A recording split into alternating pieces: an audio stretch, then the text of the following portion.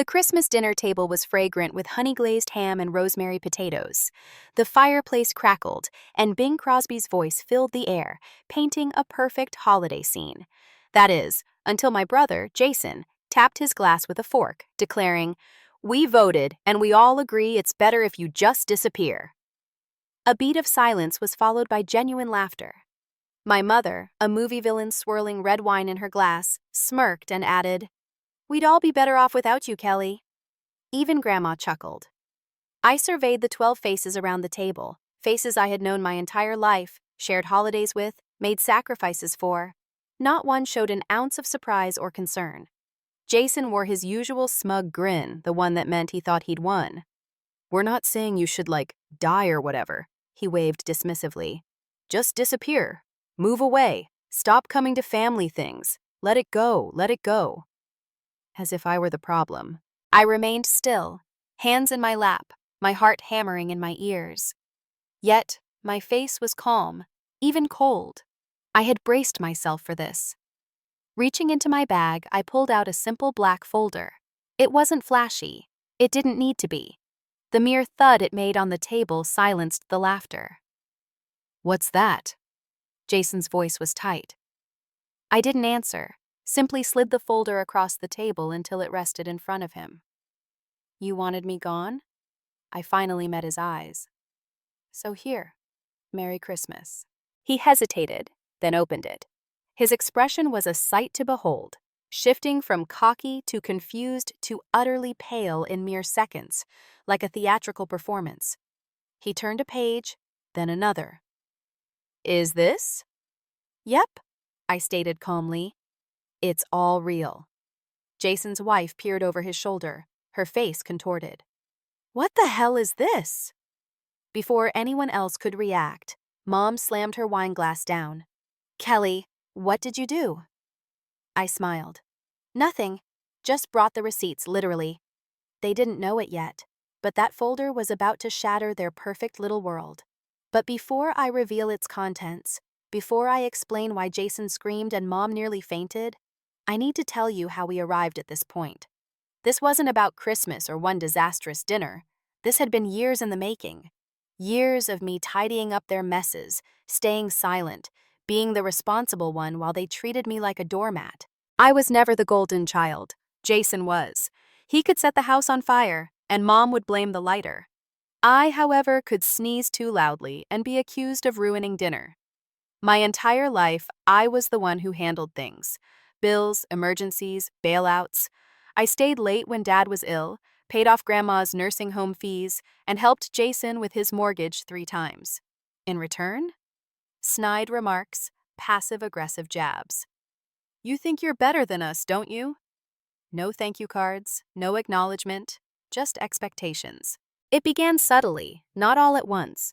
A favor here, a few $100s there. Just until next month. We're good for it. But next month never arrived, and the guilt trips became routine. "You don't have kids, Kelly. You can afford it." "You're so lucky not to have responsibilities. We're a family. Families help each other." Yet somehow I was always the sole helper. I lived in a cramped apartment, worked 60-hour weeks, and drove a rattling car. Jason drove a Tesla. Mom took 2 cruises a year. Still, I was the one they bled dry. When I finally began to say no, that's when things shifted. Suddenly, I was difficult, cold, selfish. And here we were. Jason, standing at the head of the Christmas table like some low-budget Caesar, announcing my exile as if it were a game show verdict. "We voted," as if I'd ever had a chance to speak. But I didn't need a chance. I had the folder. And that folder? That was my vote. This isn't a story of revenge. It's about truth. It's about finally seeing things clearly, free from the haze of guilt or obligation. It's about knowing your worth, even when those closest to you try to bury it under layers of tradition, manipulation, and expectations. You don't become the family scapegoat overnight. It's a slow leak in a tire. One favor becomes 5. A small loan turns into a financial sinkhole. A dismissive comment becomes the standard way people address you. And if you're not careful, you wake up surrounded by people who only see you as the help. That was my life. The truth is, I didn't mind being the responsible one at first. I liked having my life in order. I liked being the one people turned to in a crisis, because I could fix things. For years, I told myself that meant something, that it earned me a seat at the table, that maybe one day they'd see me as more than a background character in their chaotic drama. But responsibility in a toxic family is a curse disguised as praise. It started when I was 23. Dad had lost his job. Something about downsizing, though everyone knew it was because he'd mouthed off to his boss too many times. Jason, my older brother, had just totaled his second car in less than a year. And Mom was already 2 months behind on the mortgage, yet still managed to book a girls' trip to Cancun. Me? I had just started my first real job, entry-level, benefits, a paycheck that made me feel like an adult. I was proud, hopeful. I wanted to build something for myself. Instead, I walked into chaos. "Just help out for a little while," Mom said over the phone one night. "We'll pay you back. You know we're good for it." I wanted to believe her, so I sent money. Not a lot at first, just enough for groceries, the light bill, a new used car for Jason. That was the first time. It wouldn't be the last. Over the next 5 years, I paid for everything: car insurance, dental work, a private tutor for Jason's son, Tyler. I helped with rent, utilities, even a wedding deposit Jason later forgot to cancel. I never complained out loud. I simply adjusted, cut back, ate ramen more often than I'd admit. I took on freelance projects on weekends, skipped vacations, put off saving for a house, because they were family, and I thought that's what family did. But they didn't treat me like family. Not really. They treated me like a service. Whenever I visited, I was met with half-hearted hugs and backhanded compliments. "Wow, look who finally decided to show up. Must be nice to live in a clean apartment with no kids running around." "Oh, here comes Miss Fancy Job with her little laptop." I brushed it off at first, laughed along. But over time, it stung. Especially when I realized the jokes were always at my expense, the digs deliberate, and the gratitude non-existent. One Christmas, I bought everyone thoughtful gifts. Jason a smartwatch, Mom a spa package, even Grandma a heated blanket because she always complained about the draft. What did I get? A pair of dollar store socks, sticker still on them.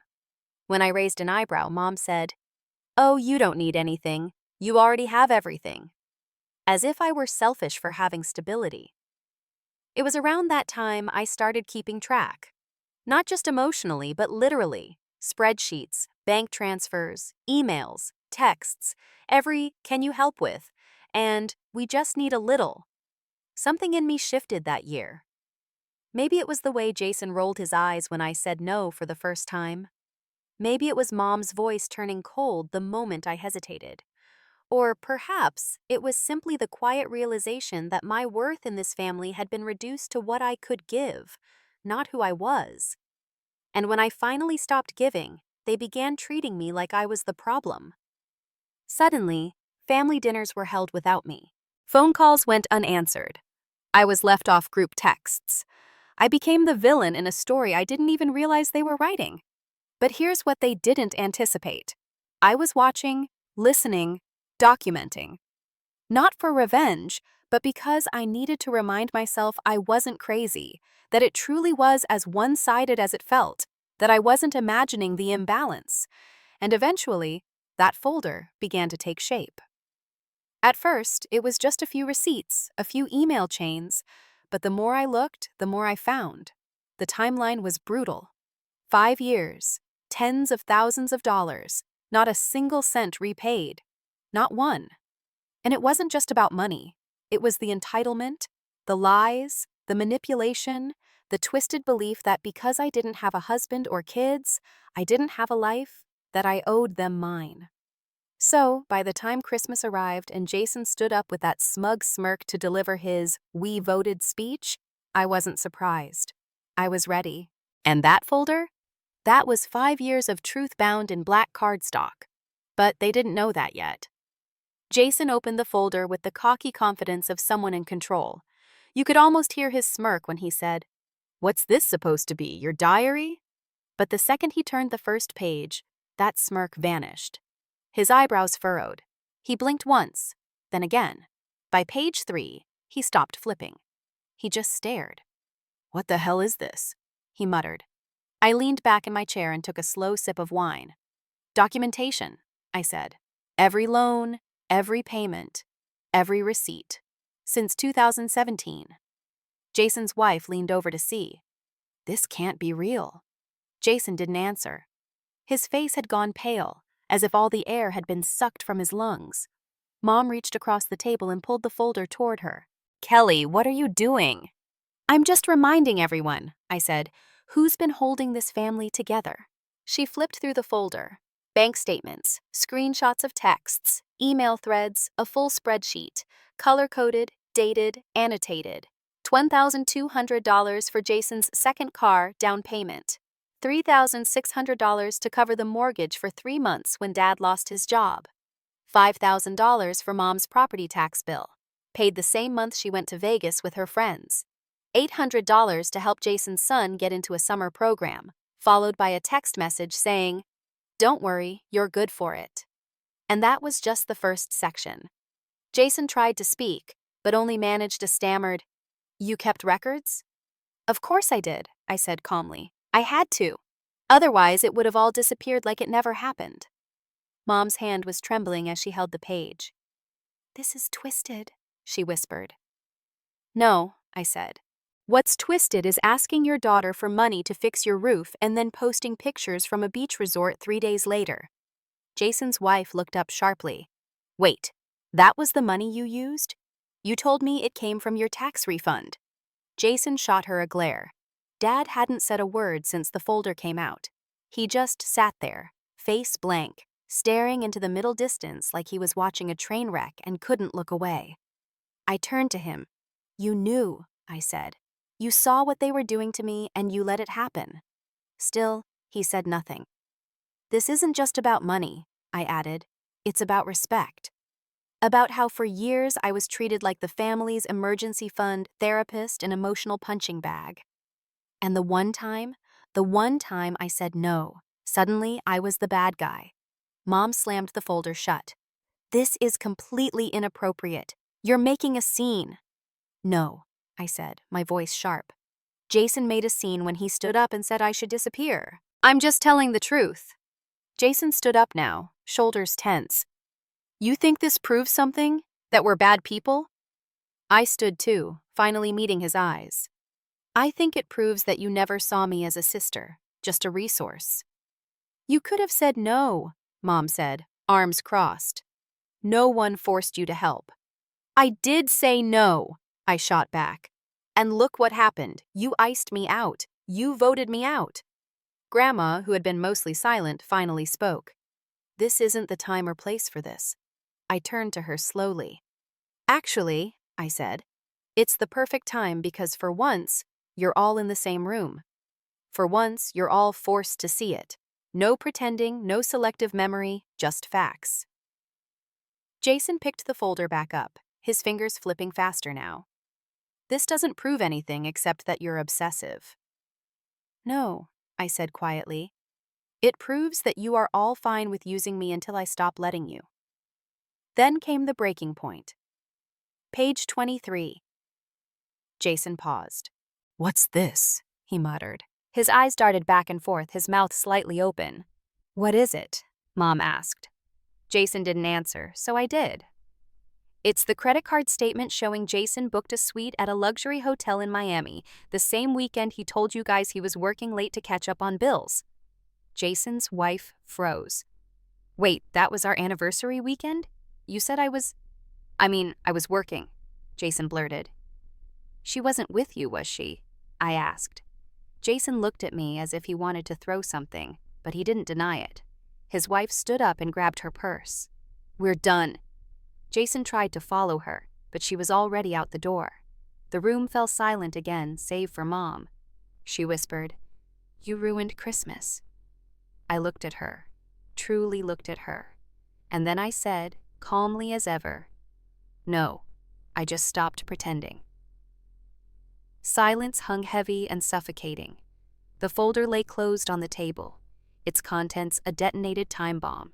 Jason's wife's departure left a void that echoed louder than any words. Mom sat rigidly, her hands clenched into white-knuckled fists. Dad stared at his plate, as if the mashed potatoes held answers to unspoken questions. Grandma's eyes darted between us, confusion etched into her wrinkled features. I broke the silence. "This isn't about revenge," I said, my voice steady. "It's about accountability." Mom scoffed, a bitter sound. "Accountability for what? Helping your family." I met her gaze. Helping is one thing, being exploited is another. Jason finally spoke, his voice low and defensive. "You could have said no." "I did," I replied. "And look where that got me." Grandma leaned forward, her voice trembling. "Kelly, dear, families have ups and downs. We argue. We make mistakes, but we come together in the end." I sighed, the weight of years pressing down on me. "This isn't a simple argument, Grandma. It's a pattern, a cycle of taking without giving, of expecting without appreciating." Dad finally looked up, his eyes tired. "Maybe we did rely on you too much, but we were struggling." "And I understand that," I said. "But struggling doesn't justify manipulation. It doesn't excuse treating me like a bank account with no feelings." Mom's voice rose, sharp and accusatory. "So, this is your solution? Airing our dirty laundry at Christmas dinner?"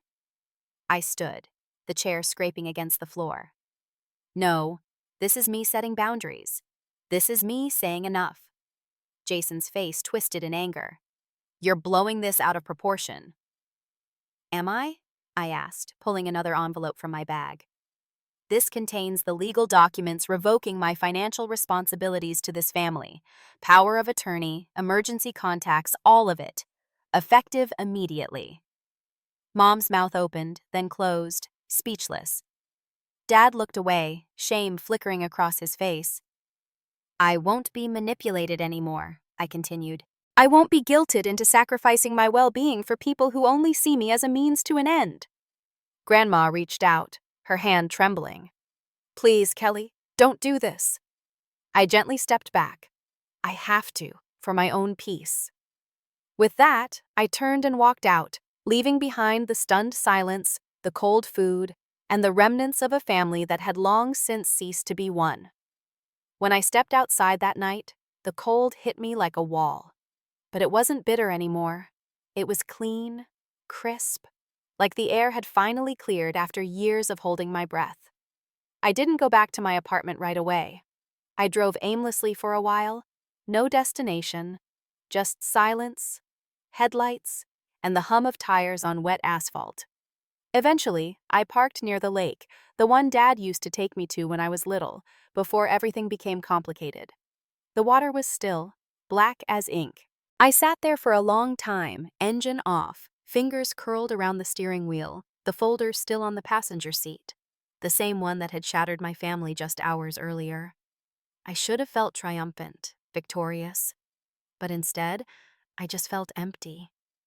Not regretful, not angry, just hollow. Because even when you prepare for something like that, even when you know in your bones it's the right thing to do, there's still grief. Grief for the version of your family you kept trying to believe in, the version that never truly existed. The next day was quiet. So was the day after that. No calls, no texts, not even one of those passive-aggressive, just checking in messages my mom was famous for. And for the first time in a long time, I didn't feel the need to fill the silence. I didn't reach out to explain myself. I didn't send a follow-up email or a voice note or a long-winded apology. I let the silence stretch, and it was beautiful. I brewed coffee slowly that morning, ate breakfast without my phone. I opened the windows and let the cold air in. For once, I wasn't waiting for the next crisis. I wasn't checking my bank app to see what damage had been done overnight. I wasn't walking on eggshells. I just existed. I started doing small things for myself, things I hadn't made time for in years. I rejoined the gym I'd canceled 3 years ago to help Jason pay his electric bill. I made a dentist appointment. I went to the bookstore and wandered through the aisles without checking the price of every paperback. I started therapy. Not because I felt broken, but because I didn't want to become bitter, because I didn't want to walk around with a hardened shell for the rest of my life. I wanted to understand what made me believe I owed everyone everything. Why it took so long to say no, why it felt like betrayal to choose myself. And slowly, things began to shift. I stopped apologizing when I wasn't at fault. I stopped over-explaining my boundaries. I stopped letting guilt sit at the head of the table in my life. About a week after Christmas, I received my first message. It was from Jason. "You made your point. Now undo the damage. Mom hasn't stopped crying. Dad's blood pressure is up. You really want that on your conscience?" I stared at it for a while, then deleted it without replying. 2 days later, another text, this time from Mom. "It's time to move on. We were all emotional. But family is family. We can't just erase each other."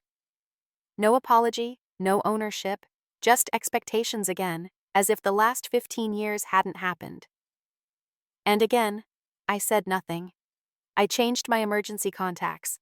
I froze the joint savings account they'd somehow still had access to.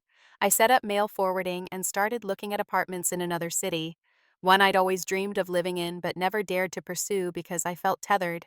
Not anymore. I began to rebuild a life where I wasn't defined by what I gave up for others.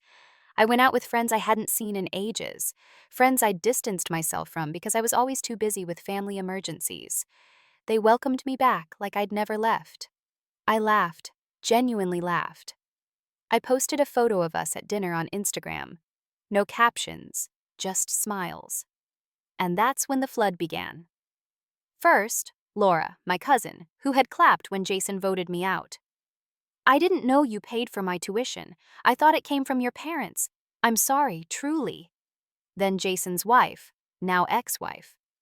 "He lied to me for years. Thank you for showing me the truth. I filed the divorce papers. You did the right thing." And the wildest message of all, a DM from someone I hadn't spoken to since college. "I saw your story. Just wanted to say, proud of you. That couldn't have been easy." That one hit me harder than all the others because they were right. It wasn't easy. It was brutal but necessary. And with every sunrise, every new routine, every breath that didn't carry the weight of someone else's expectations, I realized something. This wasn't the end of my story. It was the beginning. The beginning of a life where peace wasn't a reward I had to earn, where love didn't come with conditions, where I could be generous without being used. The next chapter of my life, I was finally writing it for me. It took 3 weeks. 3 weeks of silence before the final attempt came. A handwritten letter. No return address, but I knew that handwriting like I knew the sound of my own name. It was from Mom. 3 pages, front and back. The first page was full of carefully chosen words, remorseful, but never quite apologetic. She wrote about how things got out of hand at Christmas, how Jason had let his emotions get the best of him, how I was always the strong one, and how she just assumed I could handle more. The second page shifted. The tone changed. It turned to guilt. How Dad wasn't sleeping. How Grandma had been asking about me daily. How Ellie, Jason's daughter, kept saying Christmas felt weird this year. And the third page was the hook. They were behind on their mortgage. Dad's medication wasn't covered. Jason's ex-wife was demanding spousal support. They just needed a little help to get through this rough patch. "Just one more time," she wrote.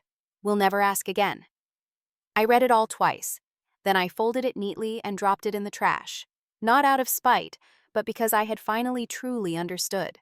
They didn't miss me. They missed what I gave them. Access, dependability, a steady backup plan with a pulse. It wasn't love. It was utility. And I'm not a utility. The truth hit hard that night, but not like it used to. There were no tears, no pacing around the room, no second-guessing whether I had gone too far. Just a quiet calm, the kind that comes after a long storm. I poured a glass of wine, sat by my small fireplace, and thought back to that night.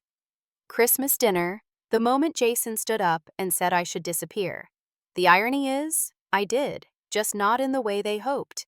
I disappeared from their narrative, from the role they'd written me into years ago.